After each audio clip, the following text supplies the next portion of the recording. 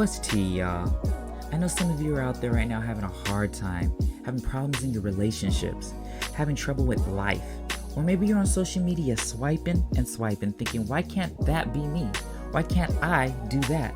Well, I'm here to let you know that you can. This is Create Your Own Story with Terrell Garnett, where we not only help you create your own story, but we let you tell yours too. Let's get into it, y'all.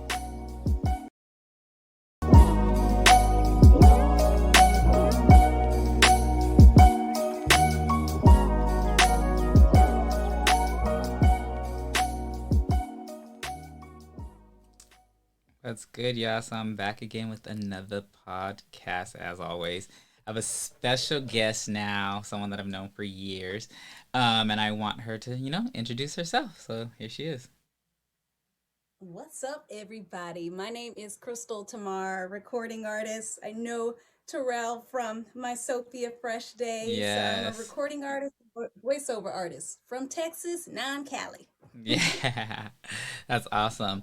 Yeah, I remember Sophia Fresh from, dang, it's been that long, actually, when you think about it. Yes. But I did want to just to refresh people's memory, just in case they may have forgotten. You may have heard Sophia Fresh from maybe this song. Give me a second. I'm about to cue it right now. I'm super bad, super bad. Yeah. T-Pain, Sophia Fresh. I'm super bad, super bad. CeeLo Green. I'm working, I'm trying. You know what it is. Come on. I'm super bad. I'm super bad. They want some of my McLovin. Okay. I'm super bad. I'm super bad. People pushing and a shoving. Or this one. Your hands to the beat this instant. This instant. This is instant. Your hands to the beat this instant. This instant. This is instant. Your hands to the beat this instant. This instant. This is instant. Your hands to the beat this instant. This instant. This is instant.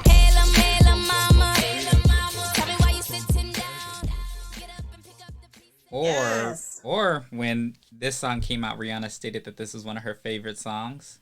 So maybe you guys might remember this.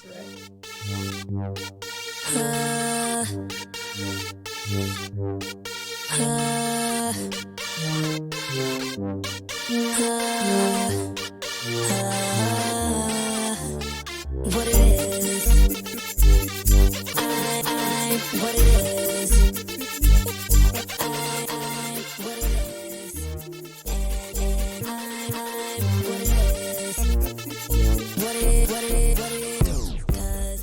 it is.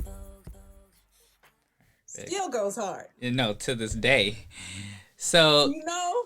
tell us how it's been since, the group disbanded and you guys have gone your solo ways, and it's been, dang, 10 years? Yeah. It doesn't seem Yeah, like that 'cause long, we, but it's we been a actually minute. It's been a minute. We actually sought a release from a record label and finally got it in 2011. So yeah, it's been like 10 years. That's Yeah, it's crazy. It's crazy. been good though. It's been a process, everything from no longer living where Sophia Fresh used to live. We actually moved like 9 times in 3 years, but we were mainly located in Atlanta. So making the transition from living there and now all of a sudden we're all living in our own spaces and trying to figure out what we're going to do with these voices. It's been a learning experience, but everybody's been on their own journey and everybody's thriving. Yes, Sophia Fresh was a really nice launch pad for us all. definitely true. So what would you say has been the biggest struggle since then? Finding your own sound, because there is a certain part of being in a group where, we know our image, that's very well defined. We know ourself musically. We know what producers and writers and stuff we like. And now, after doing that so long and going so hard in it, it's like, wait, so what do I sound like when I'm by myself? Or what kind of content do I want to, sing about? Just finding your own voice has been an interesting journey. It's still very much so inspired by Sophia Fresh because being in the group and working with Pain as long as we did I realized I really like heavy 808 bass with vocals. Like Yeah. that's something I've taken with me since that time. But after that, yeah, just kind of exploring and allowing yourself to kind of rise and fall and say, nah, that ain't it, and go back to the drawing board. That's been the most challenging part. That makes sense. That makes sense. And so, with the release of your project, what have you learned that you didn't learn in Sophia Fresh? Oh gosh.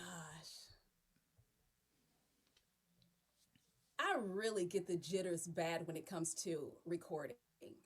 I realize that performance is, I love performance more than I love actually going into the recording studio because you get all in your head and you start overthinking things. And when I had the girls with me, you kind of pump each other up when you go in the booth. Mhm. You're like, come on, you got this. This your first, do it. And when you're by yourself, you're like, you're second guessing everything. And then the bar is already so high with those great records that I did with Sophia Fresh that it's like, man, no, it needs to be right. It needs to sound as if you're evolving, and not staying where you are. So, yeah, I found out that recording for me is really, I just, I'm sweating, I'm shaky.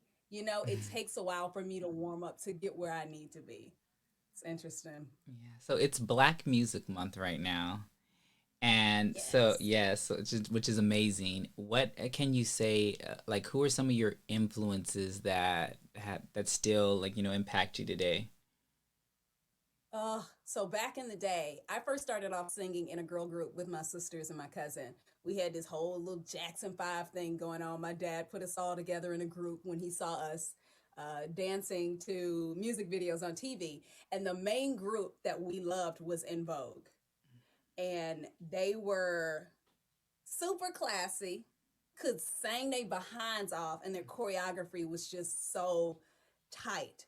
To this day, those women kill it, but they were a really big influence for me. Just stage presence and just the way that they use their vocals, which is a bit different than the way they use vocals now in R&B Yeah. music. They really just went for it and just didn't, they didn't mind like belting. Now we kind of got like this little groove. We're like Yeah. everything is kind of easy listening. It's nice. But yeah, In Vogue was huge for me.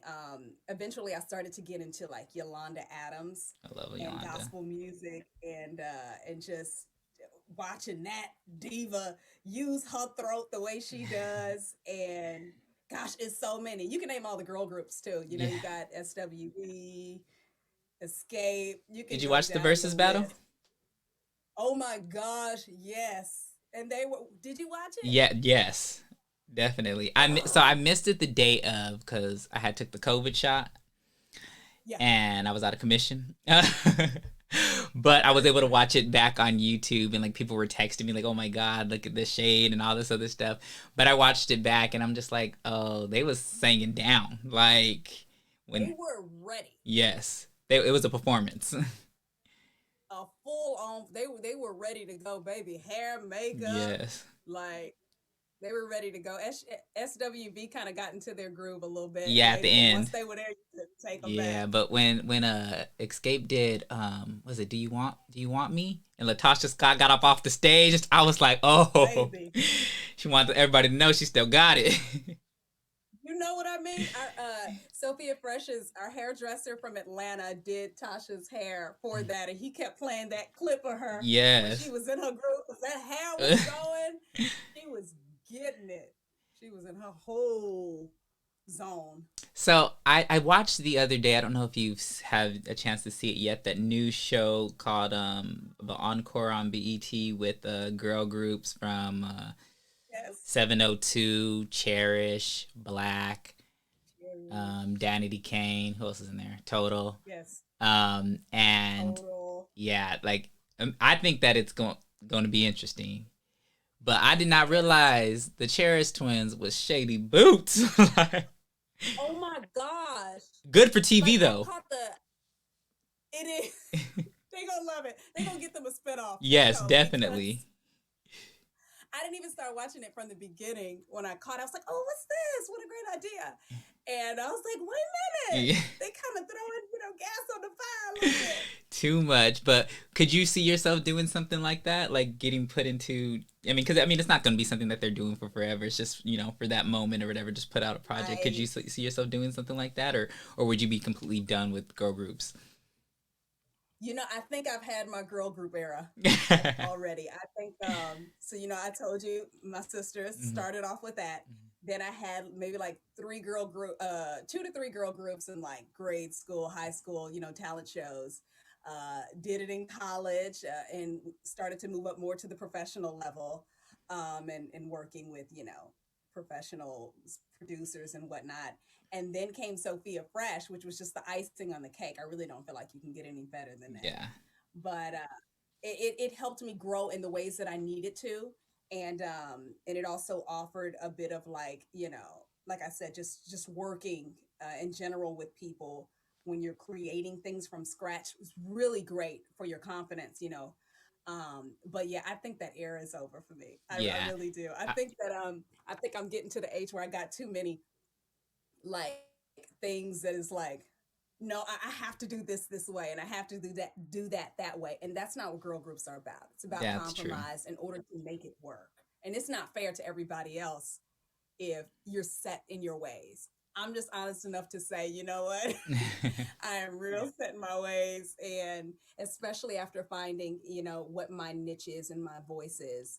um, I wouldn't want to put that on somebody else to have to maintain. If that That makes makes sense. sense. That definitely does make sense. I know I was talking to Sky the other day in regards to it, and I was saying that I felt like see if Sophia Fresh was kind of ahead of the time. If you guys would have came out I think, now, you guys would have killed. yeah, You guys, I was thinking that too. yeah, like if you guys came out on the tail end when girl groups were like on the decline. Yes, And there were so many different girl groups at that time, from like Rich Girl, and all these other great girl groups that are all talented. You guys all did have your different lanes, but it just nobody was buying into girl groups at that time. Like, or not even the people. It exactly. was more so the labels. I feel. If you had enough Yes, money behind backing them, it's easy to make something work. Look at Fifth Harmony. No shade to Fifth Harmony, but I'm just saying, you know. yes, yes. um, You're on it. yeah, but to transition just a little bit, with everything that happened last year with the presidency, as well as the whole George Floyd and everything that's gone on, how has that changed you, or how has that shaped you to the person that you are now? Oh my gosh, I think I'm a little more aware of people. There was so much about 2020 that puts you on edge, especially as a person of color. I felt like every time I stepped outside the door, I'm just thinking about my safety and wondering what I'm going to see today, what I'm going to hear today, what kind of looks I'm going to get today. And it really put me on edge, but it sent me straight to my prayer room because I had to spend a lot of time praying about some of those things because you could very easily get a very tough, you know, shell coming out of situations like that. And I don't think God wants that for us. I think there's a certain realization of, a lot of the race issues that we still have to fix. We need to know that and we need to walk accordingly. We need to stand up and do what we need to do. But at the same time, don't make everybody your enemy. Yeah. That's not what it that's not what it's about. And so it helped me become more aware of that and aware of my feelings and what information I take in, what information I give out to other people. It's very important to, gosh, just self care and mental health is everything. That has to be like the biggest lesson of 2020. Yes, George Floyd, ugh, election season. Wasn't it just like roller coaster, just it really was. up and down? Be like, okay, I think we good. No, we ain't good. And did that affect your music career? Because I know that right before you had released your project, and then COVID happened, and everything was shut Oh, down.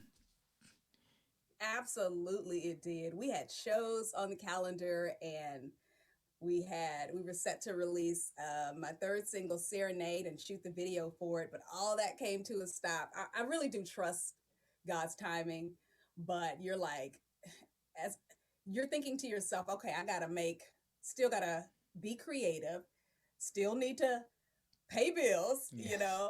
and but just be encouraged. Again, that prayer room is everything, because somehow, some way, 2020 caused you to like, okay, no, maybe this is an opportunity for me to work a little bit more on my like my editing, so that I can be my own engineer from home. That's awesome. It caused you to kind of say, okay, I need to be a little bit more self-sufficient and not reliant, on outside things in order for me to do what I need to do. So there were some jewels in there. Yeah, I started this podcast in the midst of the You pandemic. I did never, in and it, 2020. yes, I never thought that I would even have a podcast. It's not something that I wanted to do.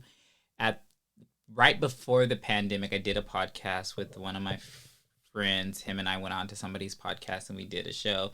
And I was like, oh, I really liked, like, I really, really liked it, but I never thought that I would be doing this right now. And two of my friends, my photographer that you met, Adrian, and Mm-hmm. a hairdresser that I know, was telling me that, like, rooting for me to do something, like, because the guy wanted me to help him with his stuff, and I'm like, oh yeah, I can do that. Like, I'm used to helping people create whatever they want to create, and I'm good Yes, at that. It's not always about what you know, but if you know who can get it and all that other stuff, I'm good with that. absolutely.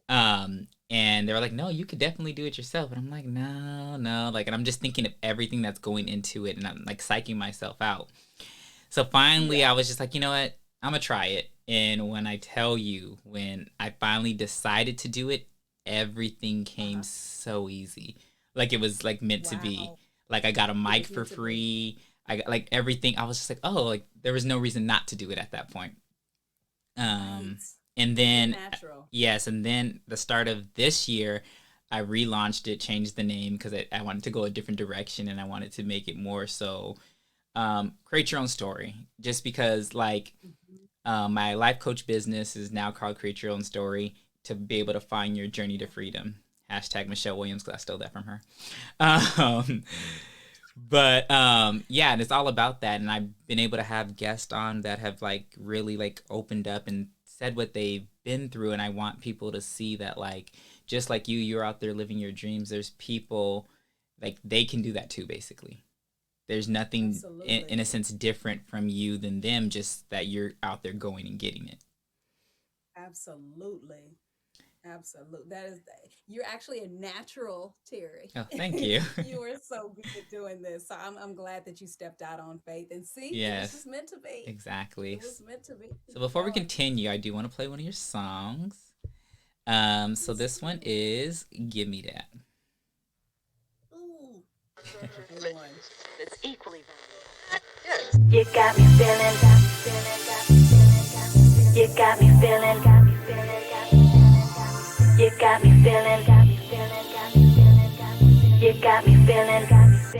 I need that. Come in and play boy, let me see that. So good, keep bringing me back. It's so pure, can't no one beat that. Got me itching for a hit, so baby, take me to the ceiling, yeah, yeah. Wanna see a murder, baby, kill it, yeah, yeah. Ooh, you got that good and I'm addicted, yeah, yeah. You don't give it to me, I might have to steal it, yeah, yeah. All I'm saying is, give me your drug, I need your drug. Give me that drug, gotta have your drug. This side that you're giving me is the best I ever had. You got me feeling like a drug ain't bad. Give me your drug, I need your drug. Give me that drug, gotta have your drug. This side that you're giving me is the best I ever had. You got me feeling like a drug ain't bad. I told you, boy, I'll be back. Keep it out right now, don't want no feedback. Need a little more, you got me And that is "Give Me That," Okay. y'all. You can get that off of Crystal's project that is out right now on all streaming platforms. Self-titled, Crystal Yep. Tamar. And again, that was "Give Me That." So, what was the recording process like for that record, or what brought what made you want to record that in? Uh, that record came out of nowhere. I've done a lot of records on the album with a writer out of LA named Raquel Delore. And she is just incredible. She was playing a couple of records, and this one immediately I looked at my manager and I was like, yeah, we got to do that. And even for the content that I wanted to go for, I thought this would just be all just classic R&B on this album. I was like, no, that's going to be the one where I need to step out of my comfort zone and just, get grimy, and it was it was tough for me. I actually really loved just the metaphor in it, and just comparing it to love being like a drug, being addictive. And I really wanted that type of creativity on the album. I was a little nervous about saying drug because I didn't want people to get that the wrong way. And when I tell you we recorded this record like 2 or 3 times, because I was very on the fence about that part. I didn't know how that would come across. But we decided to take the S off of drugs because it was going to be drugs with the S. Give me your Yeah. drugs. I need your drugs. And I was like, what do we say? Give me your love. I need your love. And they were like, no, it's not the same kind of metaphor thing. And I Yeah. was like, and somebody was like, well, take the S off because maybe that would just make them think like, I don't know, that would make them conceptualize it more of what it is she's talking about and not think about the drugs, drugs themselves. So that's what we ended up doing. Recorded it a couple of times, and the last one we were like, "All right, that's money. Let's Yeah. go with it." So would you say that love is like a drug? It is. It is. When I met my boo, it was very unexpected, and I could not put my finger on what it was that made me like he cute, Yeah. and he's interesting. He's like mysterious almost. And I couldn't put my finger on it. And my sister was with me the night that I met him, and she was just like, he was cool, huh? I'm like, yeah, he was cool. Actually, on the EP, we have a skit right before that is playing out the real life scene of me meeting my husband. And it was that call the next day that was like, I'm still thinking about old dude from yesterday, like he was cute. And it was like, oh, you into him like that. And I wanted to be able to paint that picture, that real life picture of what it's like when you see someone that is so meant for you. Yeah. And yeah, you gotta have you like, I don't know why, but I'm going with it. Like I feel what you that. got for me, Lord? Yeah. So very much so like a drug. I want to say something right now, but it's personal to me. I don't care telling you, but I don't want the person to hear it, so I'm not gonna say it on the Oh podcast. dang. But I'm gonna tell you after when we get Do off. it. But no, I Okay. can. Don't forget. Yeah, no, I'm not. I can. What was I gonna say? But just threw me off. Ooh, you blushing too. Nah. I can tell you. Too funny. Don't do me. Uh, but what I was gonna say is that I get a lot of backlash for this because I believe, and I'm gonna say this right, that love is overrated. And what I mean by that is that when we think of love as kids, we think of like Disney Channel movies and going all this, and we take out like the pain that comes with it sometimes. Um, Ooh. and sometimes it can be painful. And then like there's people that you meet sometimes and like you love them, they love you, but they love you wrong because they don't really know how to love. Yes. And then it's all stems from their childhood, and then you have to deal with their baggage Absolutely. and stuff. Have you had to experience any of that where you had to, in a sense, like let somebody go that you did love, but you knew that it that it's past its course? Yes. I feel like I've dealt with that more with friendships. I have to. Um, you have to. Because love Definitely. is love. And you swear it's so confusing because you can look at someone and you say, no, not like they really love and care for me because, and you can recall incidents, things they Mhm. did for you, things you've done together, memories and all that kind of stuff. And you're like, well, why would they do that? That Yeah. doesn't say love like that. I can't. I can't just fly with that, you know? And you're absolutely right, life coach. you It all comes from our experiences, and you have to extend a certain amount of grace to people and Grace. say, That's. okay, I'm so if glad we're you used the going, word grace. That's my word of the year. I swear, it's perfect. It's a perfect definition, you know, because and it's loved a little wrapped up in there, but you have to leave room for the fact that you don't know their story and you don't know their motives all the time. But it's also okay that if that person is continuing to hurt you, you can love them with a 10-foot pole. You Yes. know, like you can, I'm gonna love you right over there, sis, because you got some work to do. And I don't know what it is. I'm not gonna try to overthink it, but you're going through something and it's hurting me in the process. So, you know, you call me when you need me, or I it's feel it. fine. I feel But it. yeah, very much. I feel like I've experienced that more with friendships than love. But people go through it in relationships all the Yeah. time. I always say to people too that all relationships are the same, just the level of and type of intimacy that you have with them is just different.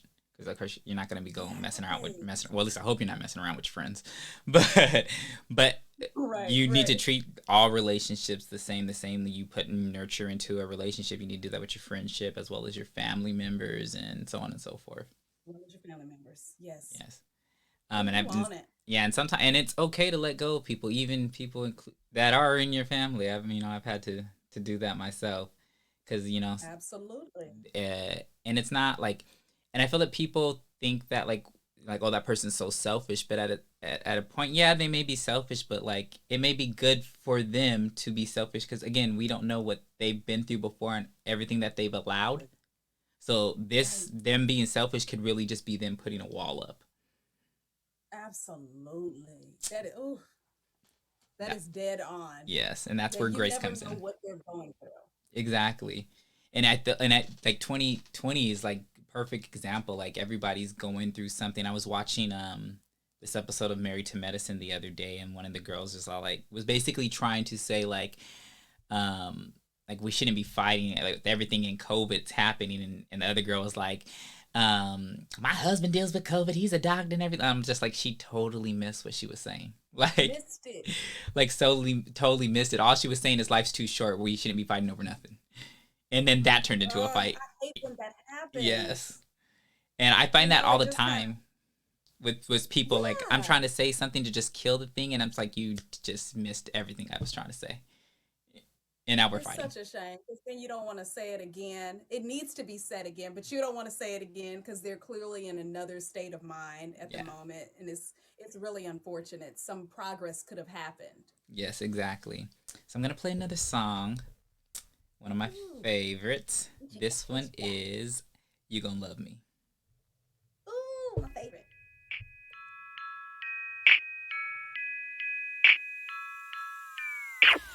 I've been up for 7 days giving. I'm weak. You got a lot to say if it's bad. Don't speak. Cross around my neck and my wrist. On fleek.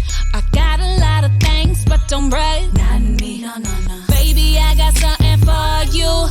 I got that fire all the time. This ball and you think and you do really ain't next to mine. No, no, no. Oh, I know I got that work. Oh, I know I got that work. Who got that? That dope like me. Oh, don't hate on me. Watching you gon' see. You're gon' love me. You're gon' love me. You won't put no one above me. Oh no. You're gon' love me. You're gon' love me. Then you won't put no one above me. No.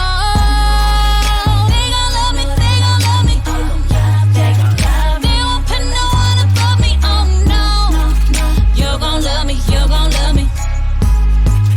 You won't put no one above me. Oh no. I didn't hear that. I'm a turner of the check. Got the records for the record. Just respect it.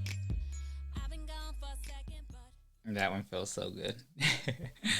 Oh my gosh, it does. My I love it. absolute favorite. Yes, and then you did a video for that one as well, so y'all can check that out on YouTube right now. Yes, which was so much fun. Yeah. What was it? What was it like? do the creative process yourself, or did you have treatments, or what was it like creating that video? Yes, I created the treatment myself. And because the record was birthed out of this, okay, I had no intentions on being cocky on my album. But when we heard that same record from Raquel Delore, uh, again, looked at my manager like, oh, this is the one, this is that anthem that you need to kind of, pump yourself up. You can literally um, think about you gonna love me about anything in life, anything Yeah. you're going for. It's like, no, they gonna love me. I got this. They gonna love me.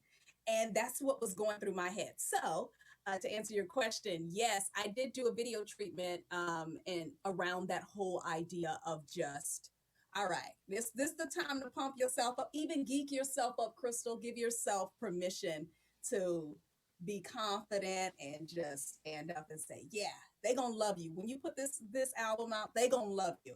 So let's put a little throne. Let's put a little white throne in the middle of the set, and you sit on it, and you just chill. Like, yeah, they gonna love me. And yeah, so I did that with Storylit Films, submitted the treatment. He got the concept immediately. I knew we had to really dance on this one. Mhm. Sophia Fresh was really great about pulling in the dance community. It was unintended, but it actually just organically happened because of the song. And when I heard this song, I'm like, I see dancers. We need dancers all over this, and we want this to take off in your local dance studio. So we got some dancers. I hired some dancers from the Bay Area, and we had so much fun on set. It was just a blast. That's awesome. So talk to us about your voiceover career. Oh, okay. So oddly enough, my voiceover career started in my time with Sophia Fresh. What happened was T Pain did this special with a Cartoon Network called Freaknik the Musical. It was him, it was Snoop Dogg, it was Lil Wayne, it was a whole cast of characters. And he asked Sophia Fresh if we would like to do voices on it. So we did, which brought to my memory, oh, I used to wonder about this. Like when I was a teenager, I remember hearing about voiceover work, and the money wasn't bad either. And so we went in the studio and we did that, and I gave it some thought over time. And I thought to myself, this would be the perfect career for a musical recording artist because I know recording well, I know editing, I'm familiar with that. I know what it means to show up on the mic. I just need a little bit more acting, training put behind that.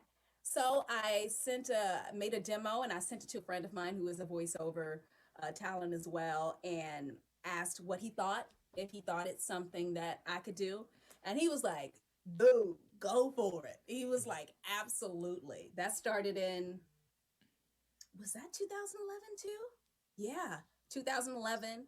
And oh my gosh, Terrell, it's taken off in ways that I could not have even dreamed. It is my bread and butter. It's what I get up in the morning and do. Just go over to my booth and in my pajamas and be whoever it is you want to be that day.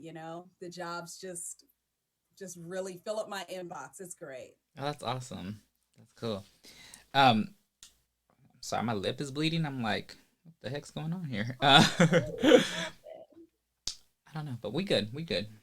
Okay. Yeah, I'm fine. No, what you should see is my knee. So my Oh, I might look young, but I'm 33. So I thought it would be a good idea to get some no. roller skates and skate, because I still look young. I still got it. And I was going downhill and I didn't know how to stop on the skates or slow down. And I ran into a bench, busted my whole knee up. I didn't fall, No. but it was like either hit the bench or hit this guardrail. But I was afraid if I hit the guardrail, I'd hit it too hard and I'd flip over it. And it was ocean Right. and I can't swim. So I was like, I got to go to the bench. Busted my knee Get this open to bench the, today. yeah, to the white meat. I was bleeding out all crazy. What? And I had a scarf in my bag, so I wrapped it around so it wouldn't bleed through my pants. And my friend's like, "Oh, tie it really tight for like a tourniquet." And I'm like, I'm I don't need an amputation. Like it's just a little cut. Like I don't need a tourniquet. Like, but moral of the story is act your age. You know. How fast were you going on the rollerblades? Were they I like don't know. inline At least a rollerblades? good 5 to 7 miles per hour, and that doesn't seem fast, but for a person that is. Absolutely. Yeah. Yep. And I was just going, and then she ended up falling too. All I hear was this ah boom. It was funny though. Sorry. All I wanted to do was So not you were out of fall. commission for a couple days. Yes, my knee is like I can't even sit, and then I can't do. My friend's like, let's go to the gym tomorrow. I'm like, well, we can't do legs, like no leg day. Arm day. Yes, but yeah. So I'm gonna get back out there on these skates Okay. though. I'm gonna perfect it and learn how to stop. But with that, like, how do you stay in shape? What do you do to I'm the worst. I don't do much at all. I try to talk myself into going for jogs twice a week, but for the most part, I swim. I've been swimming a lot over the last. Let's see.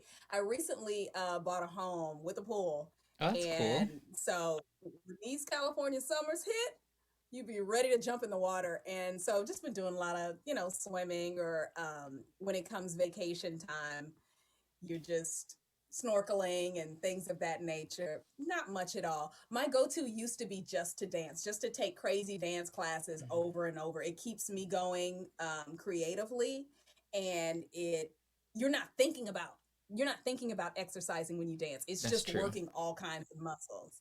And I was kind of used to doing that from the cheerleading and stuff before Sophia Fresh.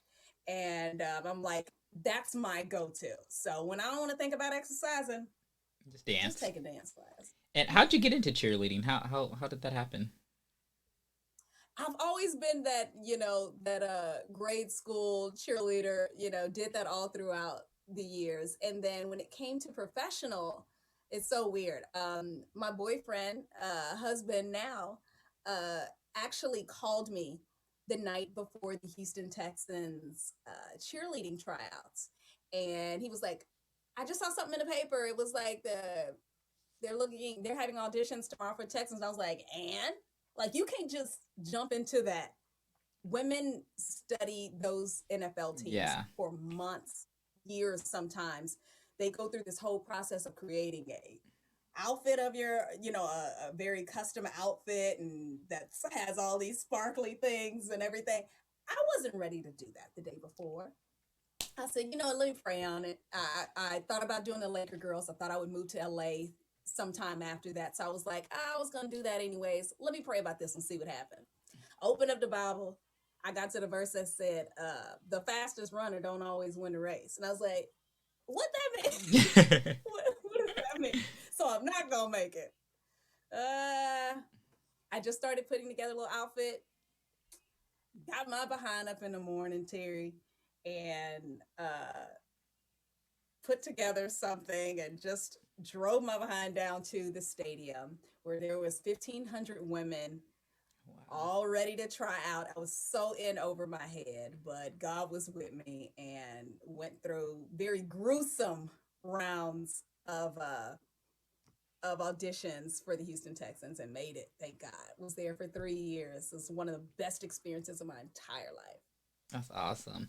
So I asked this question to all my guests, and it's like my favorite question. I got this from K Michelle's song, off of one of Uh-huh. her EPs, or I'm sorry, mixtapes, and it's the song's called 10 Minutes with God. So my question is, let's say you had 10 minutes with God, what would be the one question that you would ask him? Oh, that's a good one.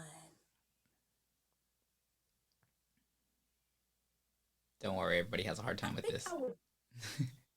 Yeah, it's tough. Right? It's like it's so many things you could ask. I think I would ask him. I would want to know why. Okay, so when you read the Bible and you read the Old Testament and you see all the great works that he did before people, they were very out there, man. He came to Moses in a burning bush, Yeah. he parted the Red Sea. I believe there's a reason why God shows up in different ways these days. He shows up just as big. You Mhm. feel it. But I would ask him what would be the reason why he felt like we couldn't handle, That's a good these days question. saying those things. Because I honestly believe to myself, if I keep thinking that if people saw some things, Uh-huh. that they would be more inclined to say, yeah, God is out there. Now, people who do believe, we've experienced him in ways that Yes. absolutely you cannot say that that was not God. You can walk outside and just look around and God is God. You cannot deny that. But I would want to know why it is that he doesn't show himself in the same ways that he used to in ancient days. I really want to know That's a really that. amazing question. No one's ever said that. I didn't even thought of that. But yeah, that's definitely true. And like I've had some Yeah. experiences, and I had a podcast like 2 weeks ago with my friend Jerry, and I didn't speak about it on the podcast, but how we met. Like I would see him at work because we worked together, and he'd Mhm. always say hi to me, and I thought it was strange. Like out of everybody here, why are you saying hi to me? But I say hi back. I'm not gonna be Ooh. mean. I'm gonna be nice. And then I went Uh-huh. to sleep one day, and in my dream, I woke up and like I felt God telling me that I needed to be His friend, and it was weird. Wow. So I go and I tell my other friend, Gladys at the time. I'm like, Gladys, I was like, we need to find that Jerry dude. And she's like, wow. I was like, you gonna find this? You gonna think this is crazy? But God's telling me that I'm supposed to be His friend. And Yes. she's all like, okay. So we looked for him, found him or whatever, we met him or whatever, not knowing that he was so into church and he led like an adult ministry type thing. Like I didn't know any of Oh. this stuff. So it was like confirmation for me that like God wanted me to meet him because he goes to church and he's spiritual, whatnot. Then fast forward 2 years, the pandemic happened. He lived with me for a little while, and then he introduced No me. way. Yeah, introduced me to basically all these people, and like the whole time of the pandemic, I would go into their Friday ministry meeting. I got back into church and everything. So like it took Wow. some time, but it served a purpose. Like it was supposed to happen. Oh, I love that. And I love that you followed through. Like you didn't just, I mean, you could very easily blow it off and be like, what was that? Yeah. But you actually followed through. Wow. Yeah, I know we probably. I mean, I don't know. I never asked him if he thought we were crazy, but like, I definitely went into that room. He was by himself. I'm like, yeah, we just want to say hi. We want to meet you. Like thinking about it Did you now, I'm ever like, we tell could have. him that you had that? I didn't tell him Did at you the tell him time. what led you to him? No, because I didn't know. Like, I thought he would think that it's crazy, but I didn't know at that time that he Yeah. was even going to church or that he was so into. But Yes. like he knows now. But like it's just I don't know. It's a cool like it's a cool Oh, story to tell. I love when that happens. Yes. God is so good. So my other question I have, courtesy of my friend Romeo, he asked this question to me, and I thought it was a good question. So if you can have a conversation with three people from any time period in life, who would you want that conversations to be with, and what would the conversation be? Ooh, three. Okay. Anytime, like dead or Dead alive. or alive? Oh gosh. I gotta pull some people up from the Bible. I really do because baby, once you get into the stories, okay, you know the story about Joseph Yes. and his brothers? Yes. That story always brings me to my knees. And it does because, obviously they didn't like Joseph. He was the younger, brother. He was always, dad loved him the best, and he would always talk about how he had these dreams about how they were worshiping him and all this kind of stuff. And then his brothers got tired of him and ended up selling him into slavery. He ended up becoming this big head of affairs for Pharaoh, and his family actually at that time needed to be fed, and because there was a big plague going on, and he ended up being the one to feed them. I find that story so amazing, so much so that I would love to talk to Joseph for sure. I would want to ask him what made him like he was in prison for a while because before he, you know, rose to that position, Mhm. and I would just want to know what kept him and what kept them from holding a grudge, right? Because we have real Yeah. people issues these days. Like this is the type of stuff that these stories are there for a reason because I think we're supposed to be diving into how how to deal with people issues, Yes. and he was so forgiving. I mean, they your brothers like sold you. Come on, dude. Like put you in a pit in the ground and left you there. It was insane. But anyways, I would ask Joseph, um, what led him to forgive, and what kept him all those years. Because being in that dungeon, I'd have been real salty. Uh, who else, Terry? Oh, anybody.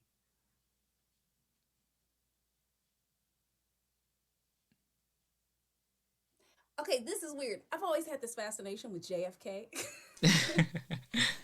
The president. I thought he did some pretty amazing things in his time that were he was very much so ahead of his time Yes. as it relates to black folks and just looking out for us in ways that were dangerous for him and He ultimately led to his death.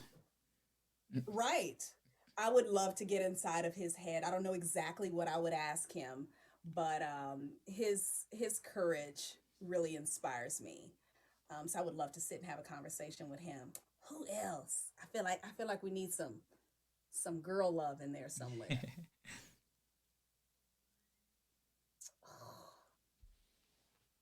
Oh my gosh, Terry.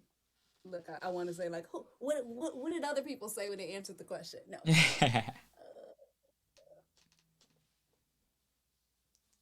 There's gotta be a girl. You know what? I'm going with Jesus. They're gonna be like, "Oh, she Bible all day." But, Right. you can't beat that. That's Like, true. there's no question he cannot answer. I would love to sit down and kick it with Jesus and get out all my frustrations and have every question answered that I've ever, you know, Ever thought wanted of? to ask. Yes. I chose. Who did I choose at the time? I don't remember who I chose. And every time I ask this question, I always think of different people. I'm like, oh, I actually want to have a conversation with them. But one of my tops would be Ooh. Janet Jackson. The Ooh. reason why is because like she's so private, and Janet Jackson's the Uh-huh. type of person that like if she doesn't want you to know it, you ain't gonna know it. And just how, Period. yeah, like she's had so much training, and I've like watched interviews and like how like they ask her questions and she just knows how to work around them. Like if we could have a conversation where you just let it all out and you did like, especially just even centered around the Velvet Rope album, like because that talks about abuse and stuff that you went through. Who was you talking about? Right. Like just, Right. yeah. And then you were with Jermaine Dupri for 8 years, but it just didn't lead to marriage. Like what really went on that, and like, and Yeah. I remember seeing this interview recently where she was saying that like she never wanted kids until she got into a relationship with Jermaine Dupri. Really? Yeah.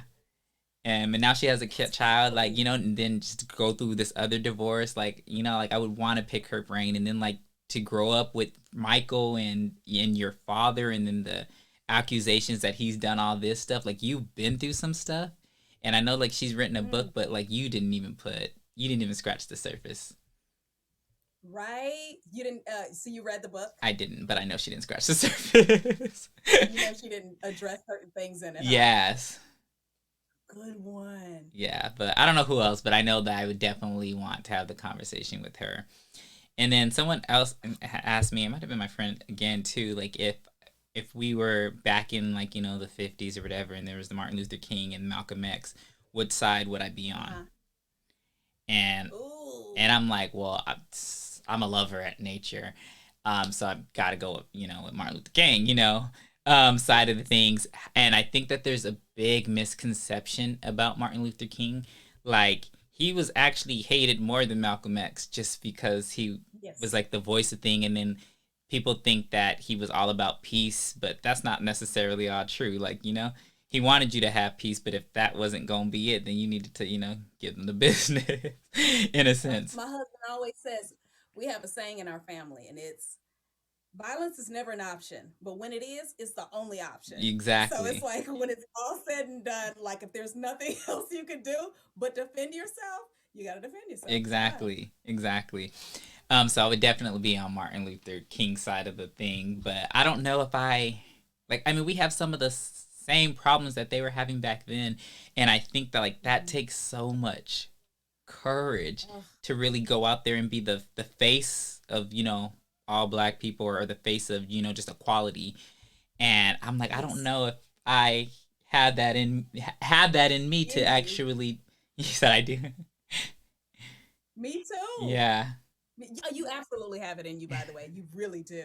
But I feel the same way. I don't know it. You don't know until you're in those moments. Yeah. Like, I guess you would have to be angered. The George Floyd incident definitely angered me.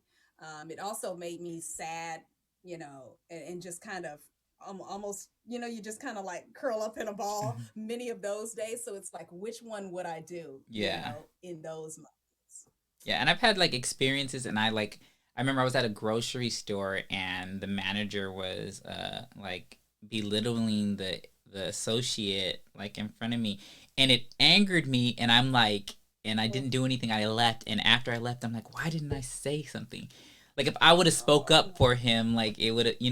And I'm like, okay, next time I'm definitely gonna do that. Granted, I haven't had that experience since, but like I'm gonna do yeah. I'm gonna do better next time, because that was a perfect opportunity, to speak for the people that We are necessarily so can't. much alike. Yeah.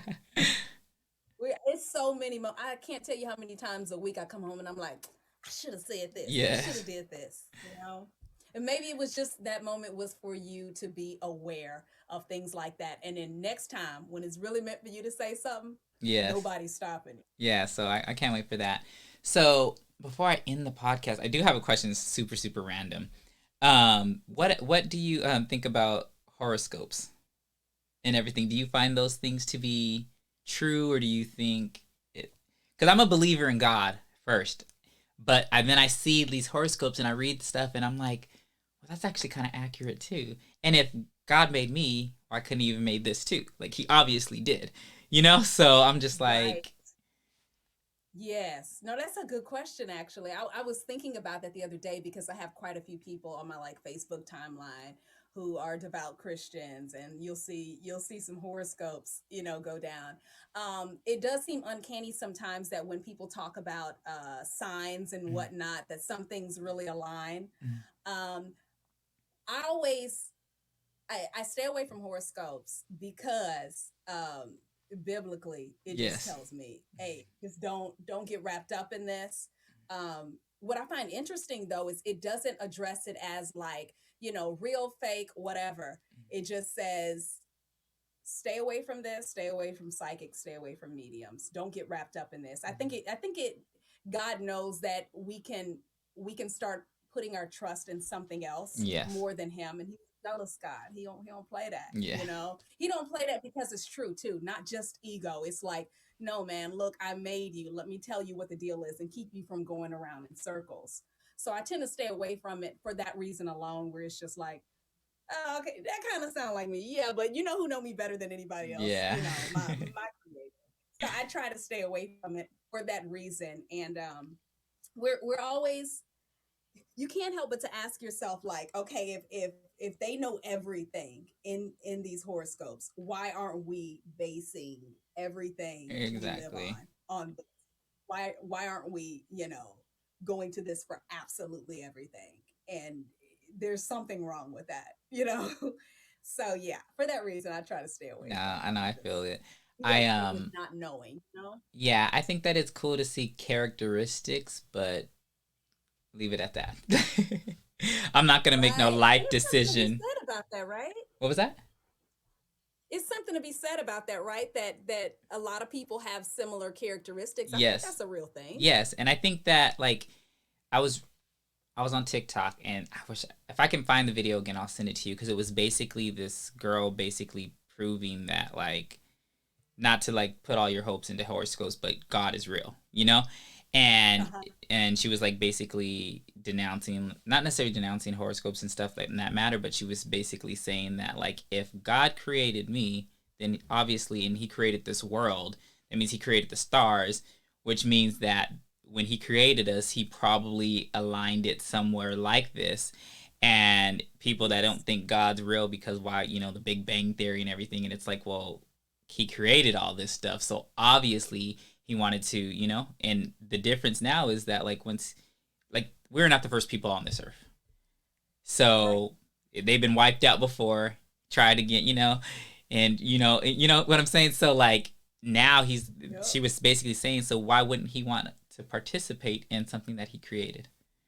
And and that's where prayer Right. comes into, and then you can talk to. Like, I have to find it and I'll send it to you. But it was really good. And I was like, oh Oh, I dang, love that so much. yeah. Um. It's very well said. So what? Well, before I go into this next last question, I'm going to ask you. Let me play my favorite song off the project, which is the new single. What is it? You already know what it is, Serenade. So let's get into that. Yes, let's do it.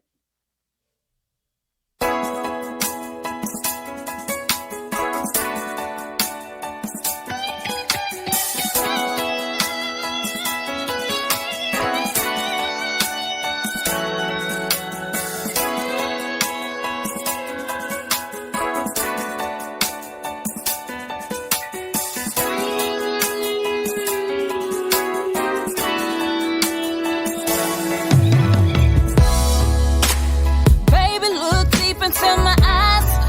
The commitment you want, you have.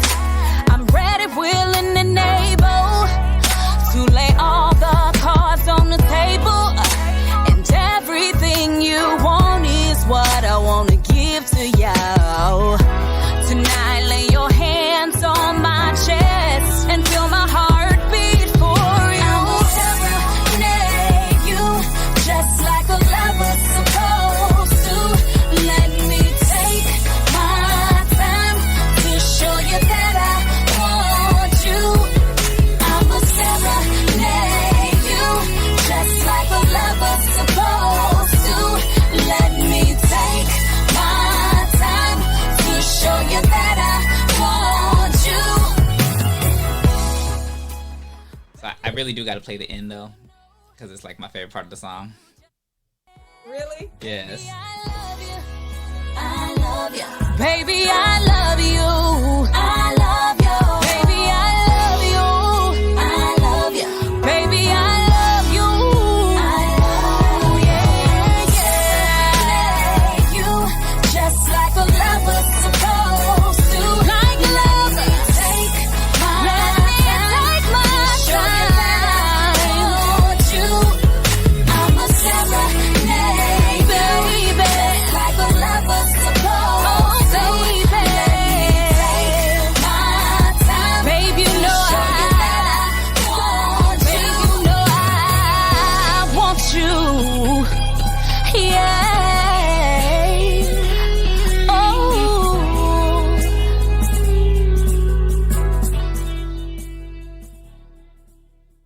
Yes. You was doing your good singing on that one. Oh, thank you. So yeah, that's my favorite. Like that's one of the songs that you can just stay on repeat. Like you got to hear it at least twice. Once you hear it the first time, you got to hear it again. Oh, that's exactly what I wanted to hear when we were creating that, Yeah, I Terry. love that Thank you. record. And I believe you had told me that if I'm not mistaken, Mike and John wrote that record from One Chance. Yes. Yes, Mike and John from the group One Chance used to be signed to Usher, signed to Payne when we were with Payne. They call themselves the Gordon Brothers as a Yes. writing team, and yeah, they sent that over, and Mike goes in, right? Yes. He kills, and he demoed that, and when I played it in the house, I was just like, oh my gosh, it was between that and another record they sent. I had a hard time, but I was like, Serenade is all love, Yes, and it's good. It's kind of like the 2021 version of Cater to You. Of what? Of Cater to You. Right. Yes. And you know what else it reminded me of the other day? Is this just hit me? So I always when I'm describing Serenade to people, I'm like, it's like my 90s R&B, Yes. vibe song. It gives me, do you know Jodeci's Freaking You? Yes. Yes. Definitely. And when it starts off, think about how that beat drops when the song comes in and it goes boom, boom, Yeah. every time I close my, and it's like, baby, look deep into my eyes. Oh, I can see that. No, definitely. Definitely. I feel like that's like that's like you guys didn't do well. If you guys did do records like that in Sophia Fresh, they definitely wasn't released. They didn't hit the stage. Yeah. But like I feel like that's like that song was just meant for your voice, and it's just perfect. Like, Really? yes. Oh, thank you, Terry. That means a lot. I feel that way because it was a lot of belting in that song, and I don't always feel free to do that with a lot of modern day records. So I felt like, okay, this would be my best possible time to really sing out. Mhm. But to hear that it So I translated have a really question for means a you because I remember last year sometime. Well, it was during the pandemic. I remember I was at Sky's house and we were playing records and she was like singing. I said, "Oh, bitch, you can sing," and like I knew you could yes. sing, but I'm like I didn't know y'all can sing. But she was saying that like she never did any of that because she felt that that's what no one wanted to hear that. And, Right. and do you And struggle when with I that? tell you Sky can sing, What was that? I said, when I tell you Sky can sing, uh, she's amazing. Yeah, well, definitely dealt with that. I had no idea that she felt that way at the time, though, because the girl can go. She sounds good whether she's like belting out or she's just, doing just a low tone. Mhm. She's insane. But yeah, I definitely dealt with that because I joined the group, much later than Yeah. Sky and Cole, and so there was already a sound established, and so in a lot of ways I felt like I was just kind of filling shoes of the girl that came before me. Yes. Like I felt like I needed to go to where she was. And when I listened to some of those earlier records, I'm like, ugh.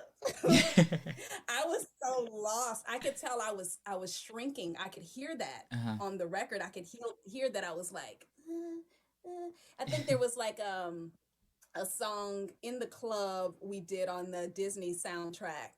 And I was just trying to sound, like what came before me, Mhm. and never felt really that open to just, no, like sing with your full voice, Crystal. This is what you here for. You had to audition for this Yeah. position too. And yeah, it was very difficult to do that, but I think eventually we all kind of gelled and found our place. But again, the records still aren't the same as probably records that Sky would maybe choose for herself or I would choose for myself. Exactly. So do you feel that you have to hold to a certain standard still, or do you feel that I'm just gonna do whatever I want to do and you know and go out? To a certain degree, I think you'd be okay. There was this moment where I really realized, what needed to happen. And so after I recorded the EP, I played it for some DJ friends of mine from KMEL, which is the hip hop station in San Francisco, and they were into it, but they didn't hear it as like radio. Mhm. And the reason why is a lot of the records didn't sound like what was on the radio, and I had Yeah. to tell myself in that moment, you gonna be okay with this or not? So are you doing this? Are you going into this saying, I want to do what the people want to hear? Or are you going into this saying, I want to do what God put on my heart to do and he'll bring the people? That's not Yeah. up to me. I'm not chasing fame. I just really just want to do what God created me to do, which is just sing. I Yeah. don't want to overthink it. I think the people will come, my Terrys will come, who will hear records and say, I gotta hear that twice in a row. Like that does that does my heart so good. That makes me want to go record an album right now. So yeah, you do feel like in some ways I need to be relevant. You hear that thing in the back of your head, and it's like, but that's not me, Yeah. So And shoot. And so I have a question too, just for the people that feel like giving up. So, I'm telling the story. So I've worked in the music industry, and I never really like. I got my foot in the door, and I was just really trying to get in there. I've worked with K Michelle and Tamel, and certain people, and I've helped and I've met like you guys through all of this in the process of trying to get in there because I really thought at that time that that's what I really really wanted to do. Like I wanted to work in the music industry or something in record exec or something. Like I'm all about music. I've met like so many people from like other girl groups like Melrose with the Keely and Mila, Yes. and Lindriette from the Rich Girl. Now she's in June's June's Diary. Diary. Love June's Diary. Met Oh, them. so good. So Yes. good. Yes. Love June's Diary. I'm supposed to have her and her husband on one of these podcasts soon. Um, Great. I'm tuning in. yes. But it just didn't happen for me. So I'm just like, okay, maybe this isn't what I'm supposed to do, which is why I went to school for life coaching and everything. And I remember Timel wanted me to help with some stuff, and I was just like, I'm not feeling it no more. Like, Mm-hmm. so then I wanted to do Yes. the magazine that I had did with you. And Yes. that happened. And then the week later, maybe like 2 weeks later, I did one with Sky, took pictures or whatever, but I never released the pictures or anything like that.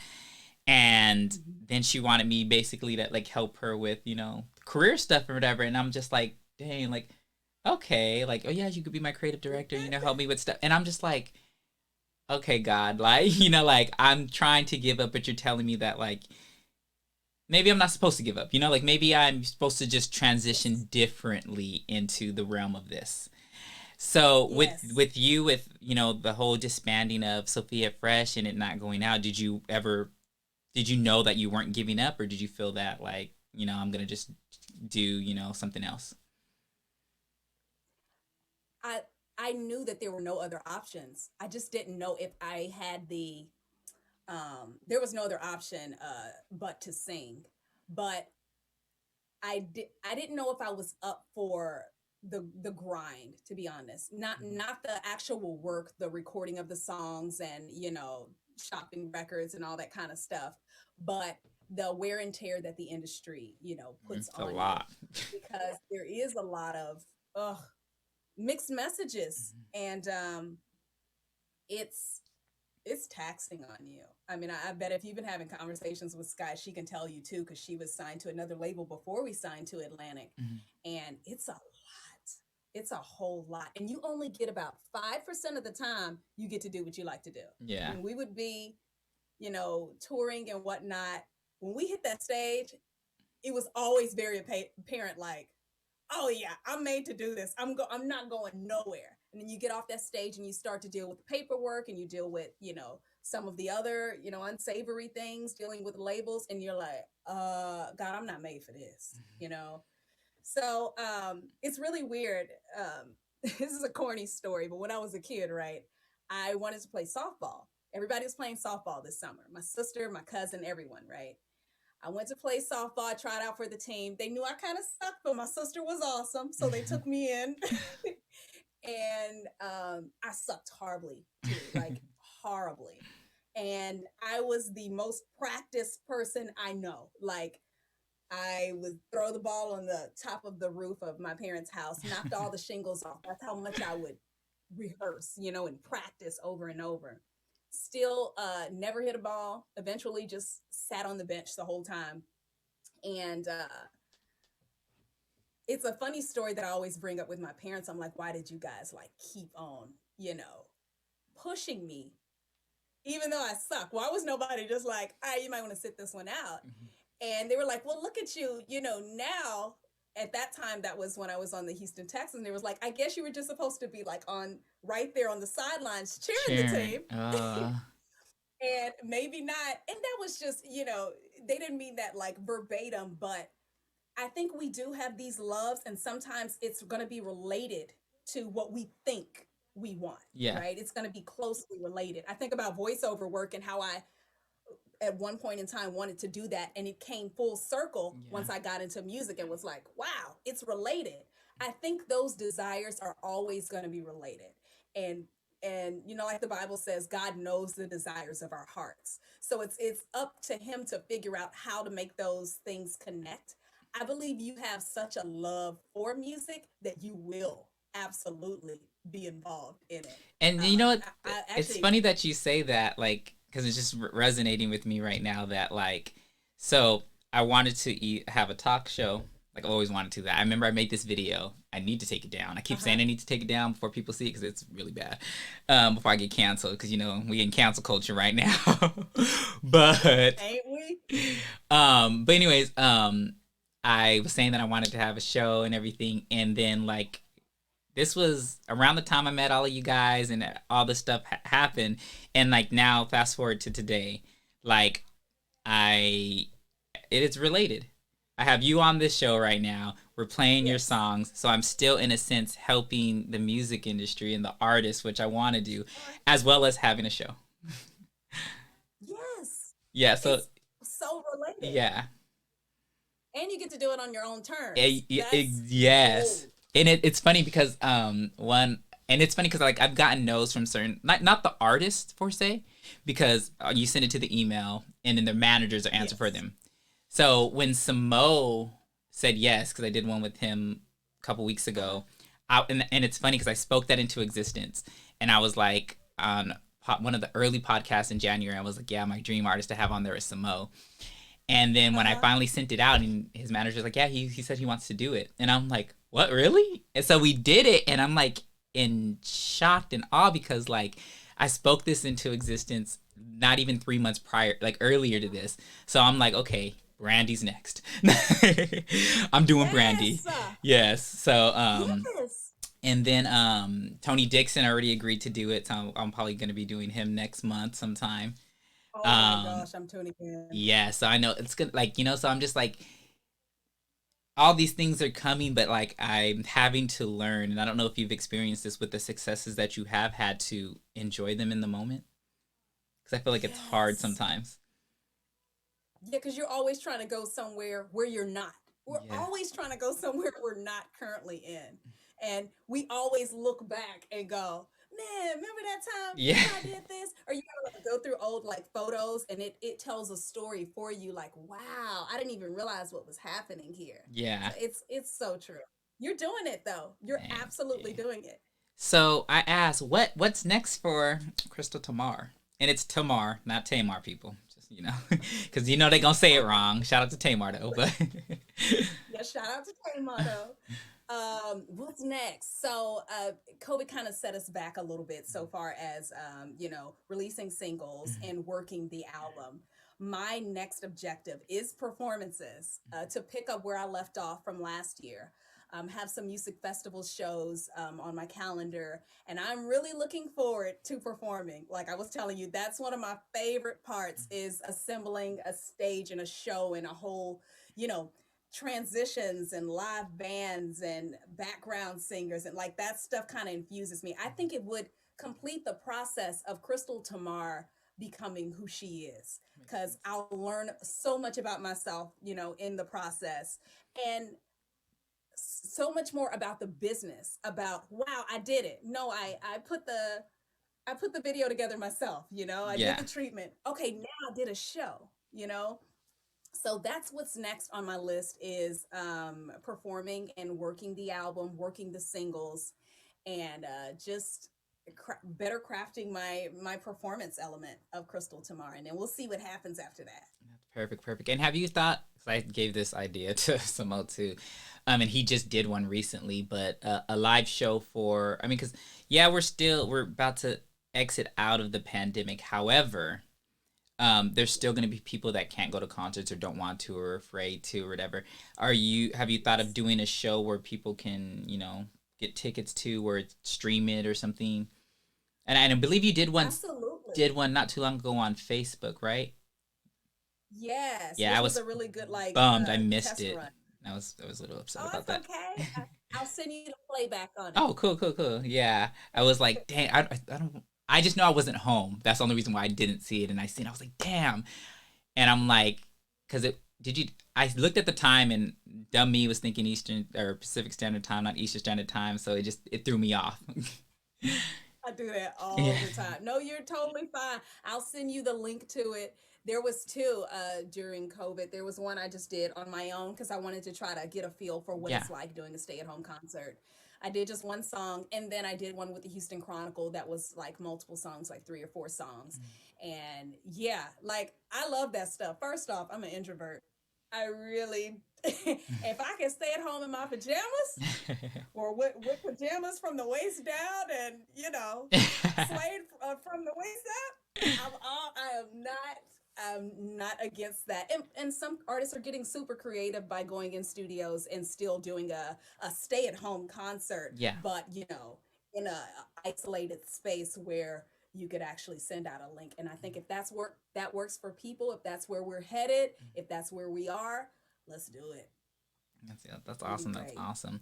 Well, thank you so much for doing the podcast and having you on. It's been my pleasure.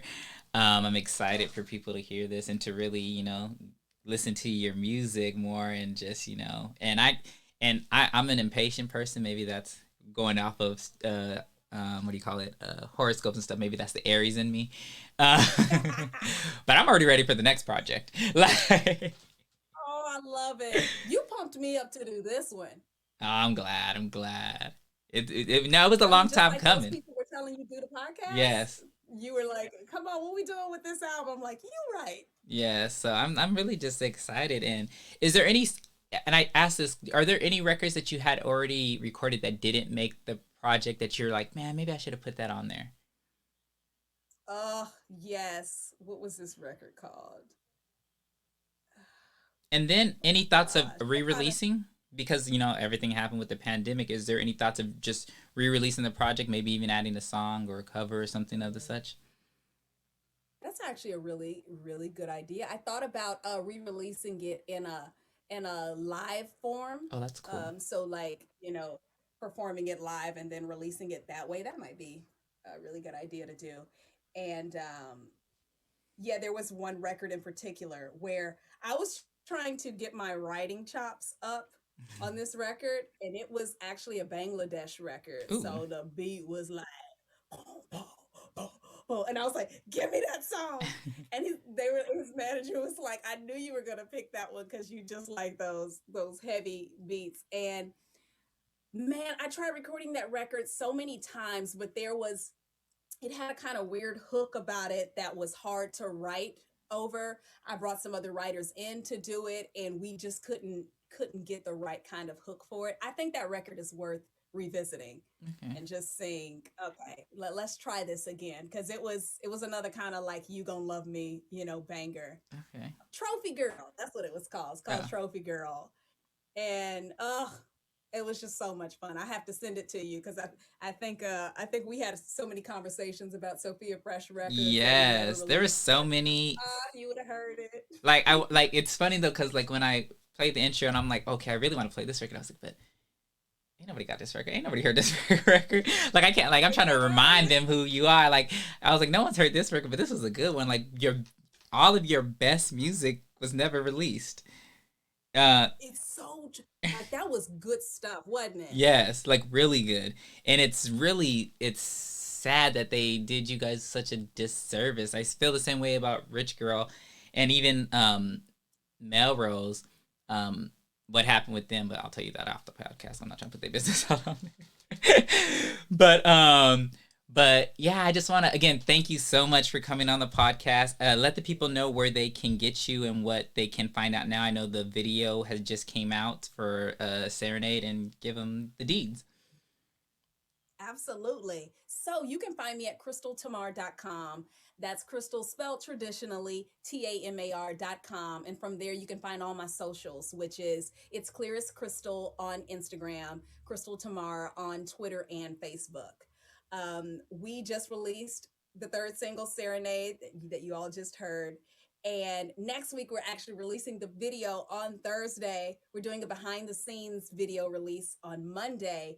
And one really cool thing that's happening that I want you guys to know is in honor of Black Music Appreciation Month and Serenade's release, we're doing a live show next week, every day of the week. So Monday through Friday, we're doing a show talking about the best song duets. So it's a live show with guests, and we're talking about the best R&B song duets of all time. So we've created this list of our favorite songs, Ooh. and we want to talk to the people and be like, "Oh, where were you in your life, when this song came out, or what songs did we miss on our list?" What's Just one of kind your of favorite laughing and duet talking. songs Oh my gosh. Okay. of the '90s? We'll do that to Uh, narrow it down a little bit.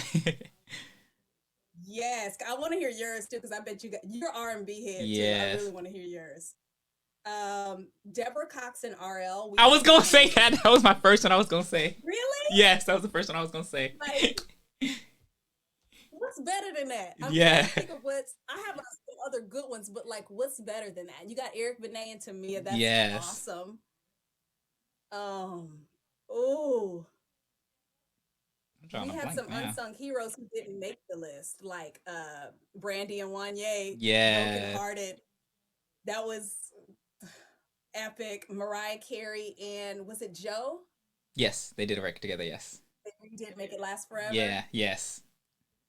And oh gosh, the list. Once I started making this list, I'm like, oh, this is gonna be a thing. And I Like, love let me get the name of the is it so emotional? I feel like it was the remix. I believe it's called "Can't Believe" with Faith Evans and Carl Thomas. Oh my gosh, I forgot about that. That's a good record. Oh, look, we need to redo the list. Terry, you need to tune in. No, I definitely and will. Say that. Definitely will. Tell us. Oh, that's a good one. Dang. How could I forget that one? But yeah, you would really appreciate shows like this. It's going to be some of the journalists who work with these artists and have done some epic that's awesome. interviews and have some great stories about some of these records. So that's awesome. You really got to. Well, again, thank you again for joining. People, follow Crystal and get her project now. It's out on all streaming platforms, whether it's Spotify or Apple Music. It's self-titled Crystal Tamar. And yeah, just get into it. And we are out.